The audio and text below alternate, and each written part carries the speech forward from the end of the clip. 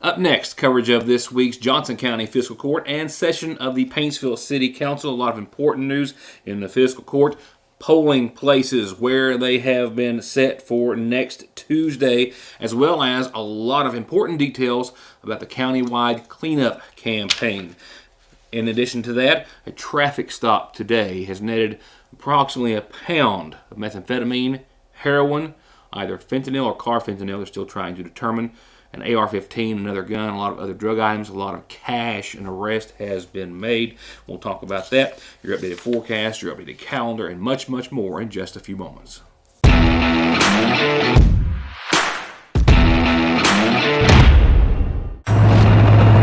up, Mcgoffin County? This is Boone Williams, University of Kentucky. Gets the call, over 100 yards rushing today. Boone pulling his way inside the 5, staying on his feet for the touchdown, Kentucky. Make sure y'all go vote for my guy, Josh Poe, man. I'm Joshua Poe, and I approve this message. Hello, Mcgoffin County. I'm Brian Montgomery, your current jailer. I'd like to take this opportunity to ask you for your vote and support in this upcoming election. I've been in this line of work for the last 25 years, with 14 years being at the detention center, and now the last 11 and a half as your jailer, with continued training every year. I hope that I have helped you or a loved one somewhere along the way, and I hope that you will continue to let me serve you and come out on May 17th and vote for me, Brian Montgomery, for jailer, number 1 on the ballot. Thank you.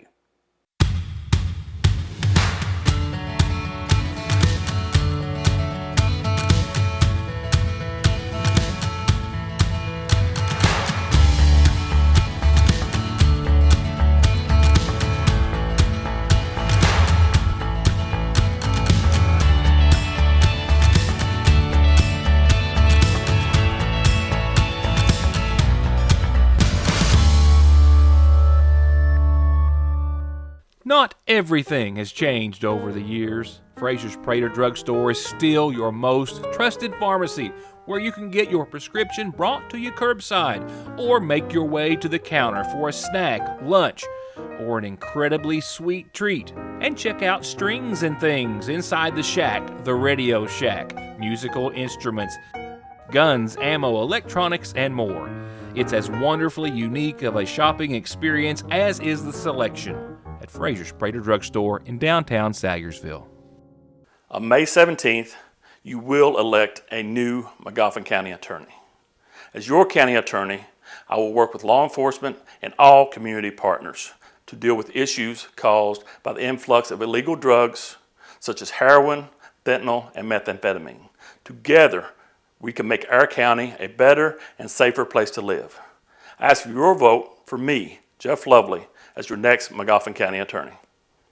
First, let me thank those of you who have welcomed me into their homes. It's been a pleasure. For those I've missed, I'm not done yet. I'm visiting as many folks as possible. Let me assure you, I'm capable and willing to do this job. I believe it's time for a change. I will never let the citizens down. I will never lose my integrity, nor will I ever forget who I am or where I come from. I will always be a servant to the people. Customer service, better hours, friendly staff, and the willingness to help everyone will always be my top priority. Together we can make a change. I'm asking to be your Mcgoffin County Clerk.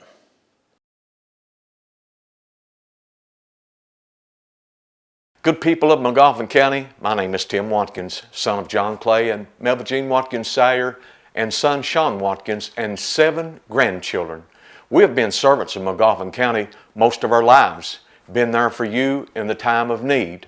I'm in your need to make sure our children and grandchildren have a safe county to grow up in. Please help me to obtain this goal by voting Tim Watkins for sheriff. I know together we will make a difference. Thank you. Happening elsewhere outside of Mcgoffin County in the Commonwealth, to no surprise, I think, our Republican Attorney General Daniel Cameron initiated the process today, filing documentation and paperwork to become a candidate, of course, on the Republican side for governor of Kentucky. The former assistant to legal counsel to Mitch McConnell was widely expected to be one of what is also expected to be perhaps not as crowded as the Kentucky Derby, but nevertheless a crowded Republican challenging field of gubernatorial candidates taking on Andy Beshear. Some statistics for you about gun deaths in the United States, reaching numbers that we haven't seen in over 2.5 decades. Gun deaths in the United States skyrocketed 35% in 2020, according to the CDC, to the highest level they have been since around 1994. Among those numbers, African Americans 4 times more likely to be killed by a gun and 12 times more likely to be killed than a Caucasian or white person. And of course, statistics have long indicated prior to this information from the CDC that pandemic-related gun violence has been widely increasing. Homicides were up 30%, we know, just last year. There were 19,000, according to the CDC, 350 gun deaths, homicides in 2020. 62% of those were among the black population, 21% among the white. Gun suicides is a totally separate number. That totaled 24,245 in 2020. Well, I checked with our public health director today, Pete Shepard, about COVID cases here, just to kind of check in, get a brief update.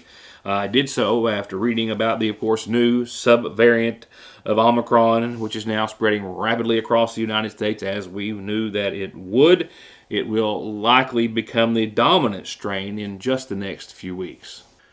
These images I showed you yesterday from the CDC and from the state are still the most current available. Bottom left showing still 3 counties which are not in the green, while everyone else is.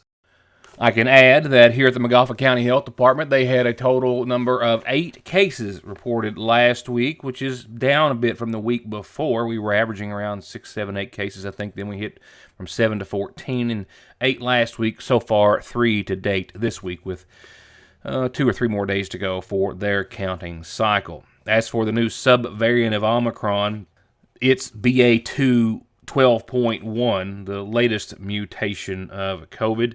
It first showed up in New York just about a month ago and now makes up 36% of all the cases in the United States about a week ago. With the CDC saying that the subvariant, this most recent one, is about 27% more contagious than the original subvariant, or original form, I should say, of Omicron, and more contagious than the last subvariant of Omicron. But it does not cause a more severe case of COVID per all the data that they have. The CDC says they still believe wholeheartedly that those who are vaccinated, and especially those who are boosted, still have the strongest protection against severe illness.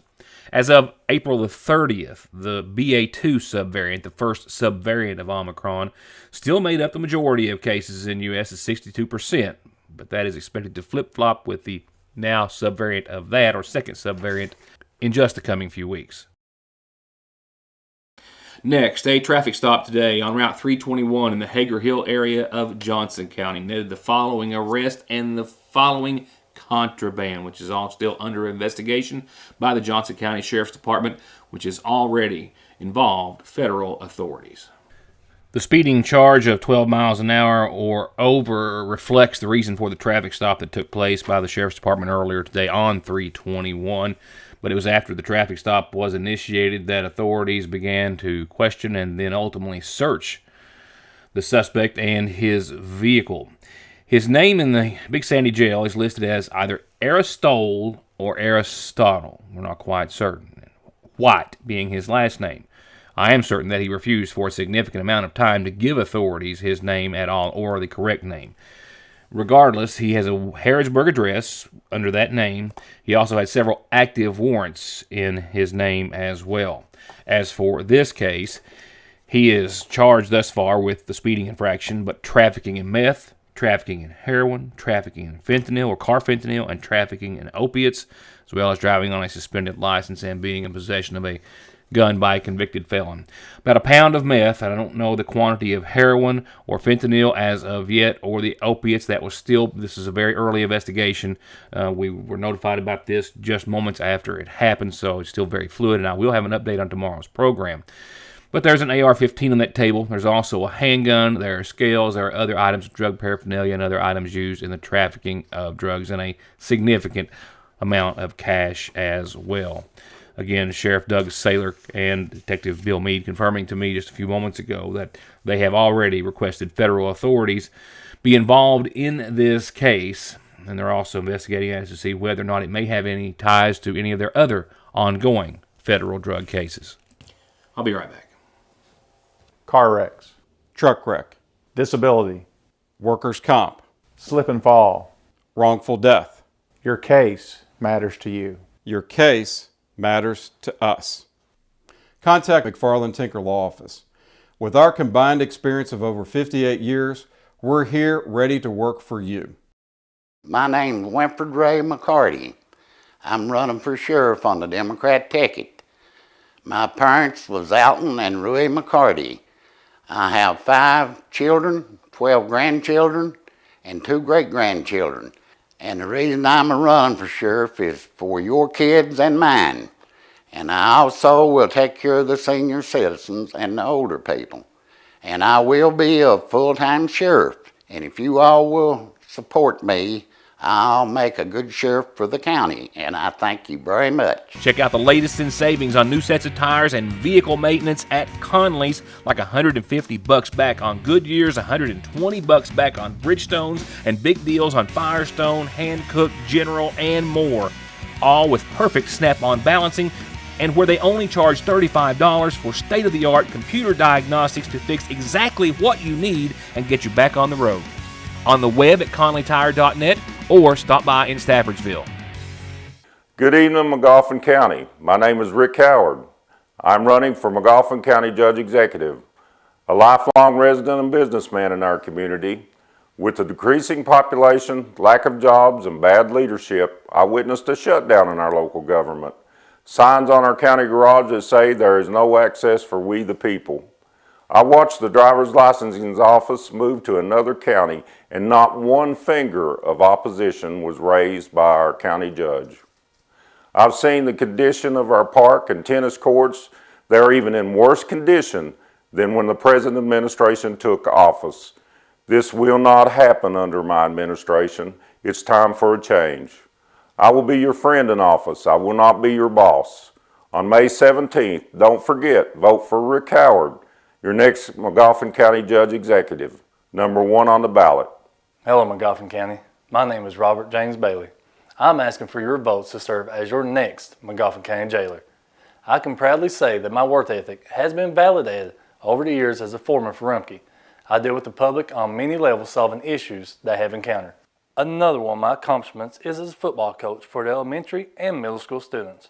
I have interacted and communicated effectively with both parents and students, and I will always be there to assist others when needed. If you're looking for new leadership, give me this opportunity to prove to you that I can perform all duties required as your next Mcgoffin County Jailer. Hello, my fellow Mcgoffin Countyans. My name is Carson Sloan, and I'm a candidate for Magistrate District 2. As your magistrate, I will apply the same core values I have held myself to all my life. As your magistrate, I will always be honest, hardworking, trusting, and dependable. I will be a full-time employee for you, the people of District 2 and Mcgoffin County as a whole. So on May 17th, please cast your vote for Carson Sloan for Magistrate District 2, number 1 on the ballot and number 1 for the job. Thank you. Parkway Pharmacy, as always, promises the quickest service with the very best care and prices, and to always have someone there to talk to when you have a question. With 3 pharmacists, curbside, drive-through, and call-ahead service. Parkway Pharmacy in Sayersville, 349-4400. Where you can always talk to a pharmacist when you need one. Still headlines to come right now, though, while I've got those rendering. Here's tonight's Mcgoffin Farm Bureau Community Calendar. Just a couple of updates. First, the countywide cleanup campaign for District 3 residents ongoing through Friday, and then there's a bit of a hiatus, and District 1 residents will be the week of the 23rd. And this weekend's a big weekend, a lot going on, and the horse show starting at 5 down at the Horse Park on 460, sponsored by the Masonic Lodge, benefiting the Coach for Kids program, is a place you want to be. I mean, they've got a full evening of classes, great prizes, concessions, and more, and a great cause. Before that, I've ran these backwards time-wise all week long. Anyway, the car show, the annual cruise-in at Sagersville City Park across from City Hall, is also Saturday. They'll register from noon till 3. Cars, trucks, bikes, free. Food, music, door prizes. Come and join them with whatever you can ride or drive down. And the annual bass tournament, the 10th annual this time around, sponsored by the Elk Creek Free Will Baptist Church, blasts off from Clay Lick early Saturday morning. Call 743-2211 or 548-0118. And now's the time to go to kybloodcenter.org and make an appointment or call 1-800-775-2522 for the next Mcgoffin County blood drive, which is next Monday. Appointments aren't needed. They're welcomed, and so are walk-ins. Funeral service announcements is where we'll turn next. A reminder that services take place tomorrow for 88-year-old Donna Montgomery, formerly of Mcgoffin County. He passed away on the 2nd, survived by his wife, Rui, his sister, Betty Carty, and several nieces and nephews. Donna was preceded in death by his parents and 5 brothers and 3 sisters. Services start tomorrow at 1 from the Rock House Liberty Baptist Church. Services start Friday at 1 for 73-year-old Betsy Holbrook Howard, who passed away earlier this week, actually on Saturday, the daughter of the late Kansas and Laura Reisner Holbrook. She survived by her daughter, Betty Carol Barnett, brother Bo Holbrook, sisters Lois Magnus, Phoebe Adams, Edna Thatcher, and Dora Amix, and 2 grandsons and 6 great-grandchildren. She was preceded in death by her husband, Dick. Services again Friday at 1 from the Mcgoffin County Funeral Home. Visitation is at the funeral home tomorrow, starting at 6 in the evening. Services have now been set for Grant Cantrell of Kentucky Street here in Sagersville for this Sunday at 1. He passed away yesterday at his home, the son of the late Cecil and Clara Jane Castle Cantrell. He's survived by his wife Barbara, daughters Lavina Cantrell Frisbee and Tanya Hackworth, brothers Marion Cantrell and William Marcus Cantrell, and sisters Audrey Faye Harris, Elizabeth Mead, and Linda Thompson, and 3 granddaughters and 2 great-grandsons. Services Sunday at 1 from the Mcgoffin County Funeral Home. Visitation will be Saturday starting at noon. Services are to be announced tonight for 61-year-old Randy Savage Helton of Sagersville. He passed away yesterday. Son of the late Denny Helton Jr. and Janita Bailey, who survives. He's as well survived by a daughter, Stephanie Helton DeBoard, sons Christopher Ryan and Cody Helton, and brothers Danny and Jerry Helton, and sisters Connie Boland and Sandy Wireman, and a granddaughter. A memorial service will be announced at a later time by the Mcgoffin County Funeral Home. And services are also incomplete at this hour for 37-year-old Wesley Scott Ward of Sagersville. He passed away yesterday at his home. Those to be announced soon by the Mcgoffin County Funeral Home. It is never too early for spring to spring at the seasonal shop, and it has. With new ladies' fashions in and arriving daily from all the fashion houses you've come to love, like Royce, Mud Pie, Charlie Page, Simply Southern. They have a new line of spring tees from Ivory Ella, and amazing scents in soaps, body lotions, and home fragrance diffusers by Michael Design Works, with something for every room in the house. Plus new home decor, and as always, so much more at the seasonal shop in downtown Sagersville. I'm Kelly Collins. And I'm Taylor Shepard. And we are with the Golden Law Office. We both began our legal careers in Lexington, representing the nation's largest insurance companies. This experience provided us with inside knowledge as to how the insurance company will defend your case. We are now taking that knowledge and returning to our hometown in Eastern Kentucky. As a partner at Golden Law Office, we are returning home to continue to help those hurt through no fault of their own. If you or a family member have been injured in an auto or truck accident, call Golden Law Office today. Hello, I'm William Bill Mead, Republican candidate for Mcgoffin County Sheriff. One of the candidates recently said that training and experience didn't matter, that no one has done anything in Mcgoffin County yet. You know what? I agree. Nothing has been done in Mcgoffin County yet, but that can change on May 17th. With over 33 years experience in law enforcement, I have a strategy to combat the drug problem that we've been facing for years. I believe in and support rehabilitation for those with drug addiction. If they want help, we should support them so that they can return to their families and be productive in society. But we can't allow those that want to make a living destroying the lives of our loved ones to continue. If you're ready for a positive change, I ask for your vote and support. I'm number 4 on the Republican ballot, but number 1 for Mcgoffin County. I'm Neil Adams, Republican candidate for Sheriff of Mcgoffin County.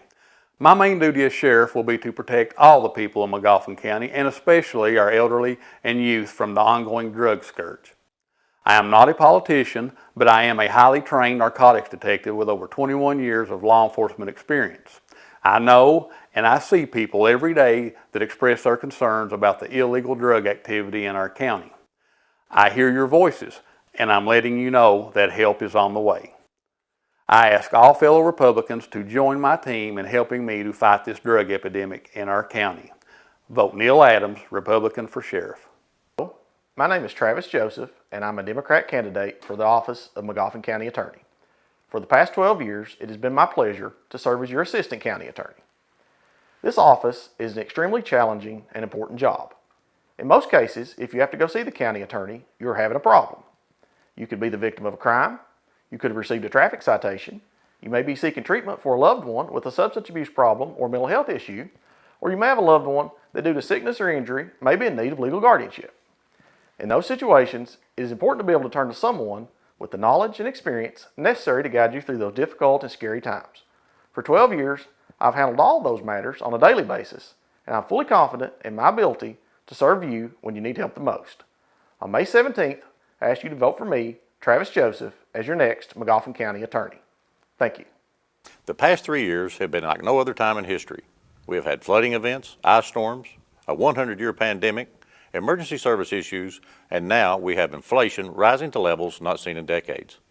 But in Mcgoffin County, we don't let adversity get us down. We have steadily moved our county forward, and this is because of you. Because of your faith and trust in me, I have been able to build relationships in Frankfort and in Washington, D.C., placing Mcgoffin County on the map as an up-and-coming community.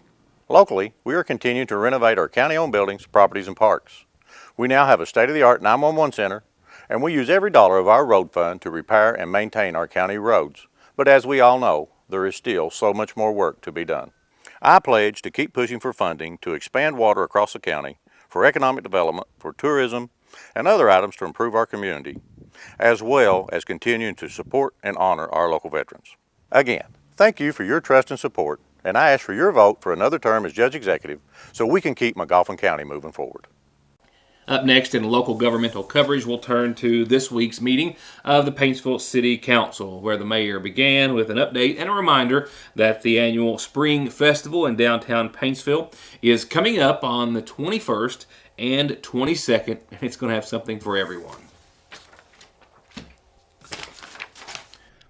That's May the 21st of this month and the 22nd, Saturday, Sunday, Batman, inflatables, train rides.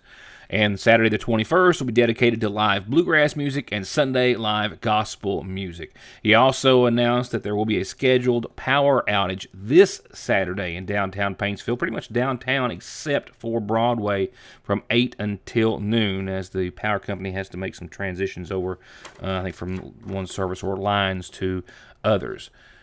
They also held the first reading of the 2022-23 budget for the city of Paintsville.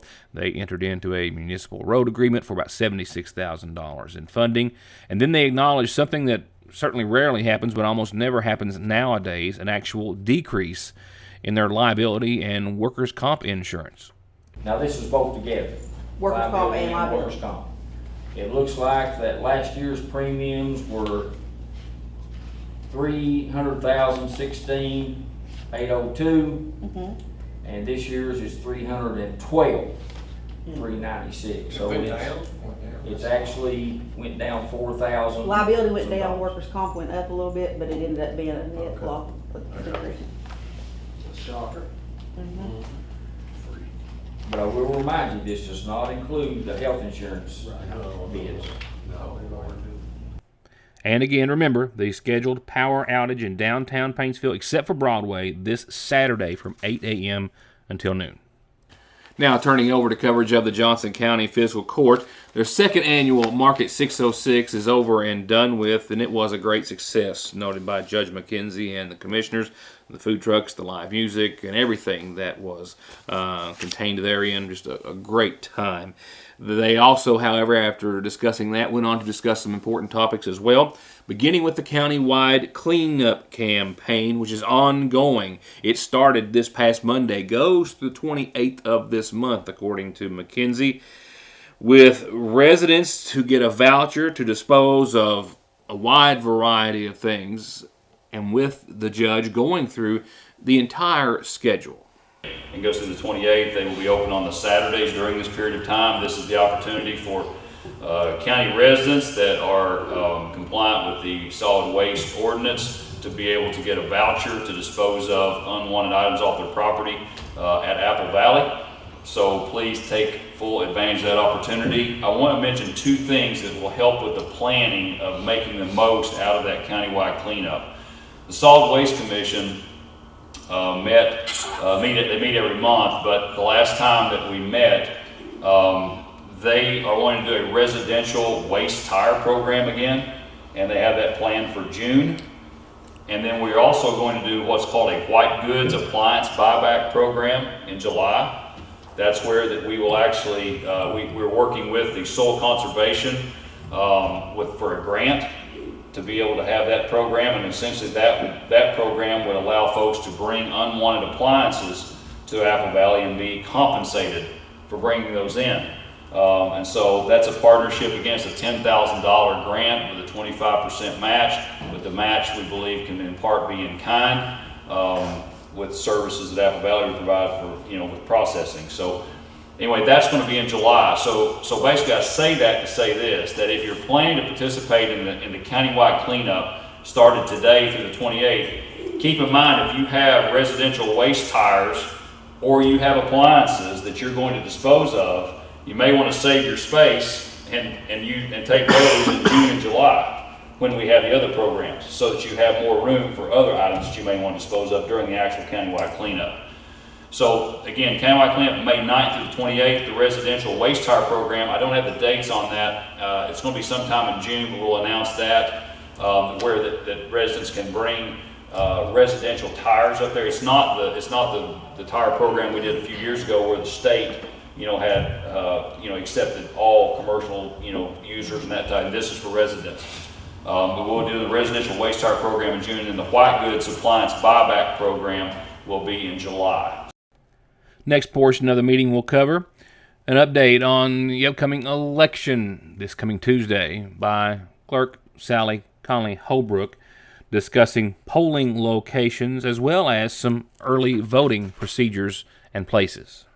Thursday, Friday, and Saturday, they're going to be voting in the lobby from 10 until 6, and that's for anybody that wants to vote early. That's no excuse. So anybody that wants to vote early can vote this Thursday, Friday, and Saturday in the lobby here at the courthouse. So please take advantage of that.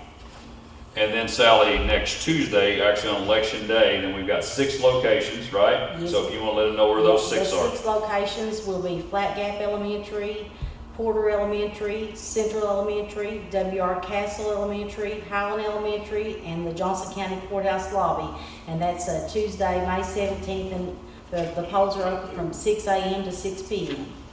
And is that correct that people can vote anywhere? Yes, any place that has any polling location, you can vote there. So it doesn't matter where you're registered, where your actual polling precinct is, you can vote at any polling precinct. In some other updates and news, they discussed the surplusing of a set of truck scales and some outbuildings that are currently sitting on a Hager Hill property site that the fiscal court bought. This is going to be used for the athletic field development. Those will be advertised. They also made a reappointment to the Housing Authority Board of Mr. Gerald Walker for a 4-year term. Now, as for polling places in Mcgoffin County, I see no changes from last election. At the community center will be, of course, Ward 2 and State Road. And at North Mcgoffin Elementary, Bloomington, Johnson Fork, Flat Fork, Bays, at the Middle Fork Volunteer Fire Department, just the Carty Branch Precinct, at the Mcgoffin County Courthouse, Ward 1, at the Mcgoffin County High School, the New Ivyton Precinct, as well as Bradley. At the District 3 Fire Department, we'll have the Meadows and Lakeville. At South Mcgoffin, we'll have Wireman and Atkinson. I don't think I left any out, but let me just say this. A complete write-up, sample ballots, and all election news, including our polls, our recent polls, will be in tomorrow's edition of the Sayersville Independent. Hope you make it a must read. Here's tonight's Licking Valley RACC 7-Day. It's been another beautiful day in the neighborhood, well into the 80s. We'll fall back down to the very low 80s tomorrow. I don't think quite as warm for the next couple of days. Winds are going to pick up, and then shower chances will make their way in. As for the rest of your Wednesday, 50, clear skies, nothing more than a light northeasterly wind, which is pretty much picture perfect tomorrow. Kind of the same. 81, sunny. Again, an east-northeasterly wind, maybe 7 to maybe 16 miles per hour on the high end. Mostly clear skies tomorrow night and mid-50s for nighttime lows. And then Friday brings about some change. We've been talking about this scenario for the past couple of days, and it's going to be a bit of a back-and-forth situation. Not a washout by any means, but showers and storms dotted throughout the rest of your forecast for the most part. We'll hit right around 80 again on your Friday, a low of 57, mostly sunny. Only about a 30% chance after 4. Then we'll kind of get a break later Friday night. And then the action will pick back up maybe afternoon on your Saturday. We'll get close to 80 again, partly sunny and a 50% chance of storms. And again, by Saturday evening, those chances will wane just a bit. And then we'll see overnight lows of about 61, a little more mild. And then for the latter half of your weekend, those shower and possible thunderstorm chances kind of creep back in the afternoon, say after 2 o'clock, with partly sunny skies and a 40% threat, 40% that night as well. And then Monday we'll fall back to the upper 70s and stay there for at least the first 3 days, I think, of next week. 77, partly sunny, a 40% chance on your Monday. But after your Monday, another what looks to be sure dry spell, at least for a couple of days, works its way into the picture. 77 Tuesday, 79 on your Wednesday. So not all that bad, but some showers to maybe have to dodge over the course of the weekend. More on that tomorrow. That's it. That's a wrap just for tonight. A lot of other news to come before I leave you for the weekend. Just 2 more days left to squeeze it in. I think I can do it. We'll find out starting tomorrow night. Enjoy the rest of this one and see you then.